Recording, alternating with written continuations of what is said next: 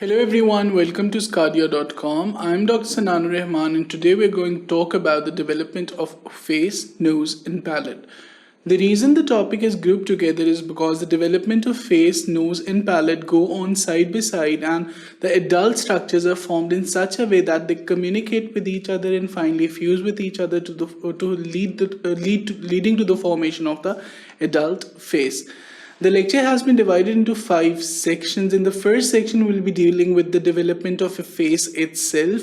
We'll see what are the embryological origins of the development of face, what structures give rise to various adult structures that are retained, what structures are actually lost, what are various swellings that are formed in the face that lead to the development of adult structures. In the next section, we'll be talking about the development of nose. The development of nose has been further divided into development of external nose, that is the external component that is seen by the naked eye.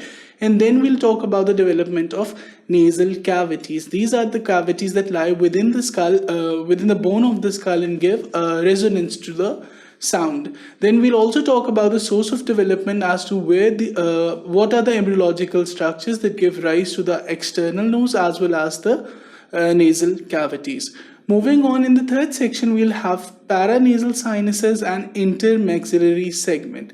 So paranasal sinuses are actually group of air cells that are formed in the skull bone that give resonance to the voice and also decrease the weight of the skull.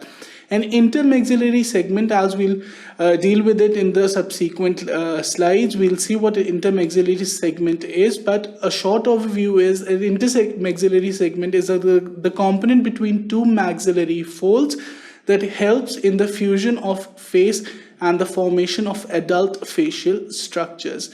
In the fourth section, we'll talk about the palate. We'll see how the hard and the soft palate are formed and how the nasal cavity is separated from the oral cavity.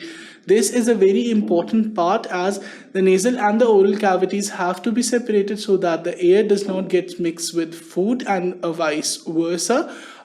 Any developmental anomaly in this may lead to our fifth section, which is the clinical correlates. It will also deal with the clinical correlates of all the above mentioned developmental processes, be it the development of nose, the paranasal sinuses, the palate, or any other developmental anomaly that may occur due to lack of fusion of the facial folds or whatever the anomaly may be.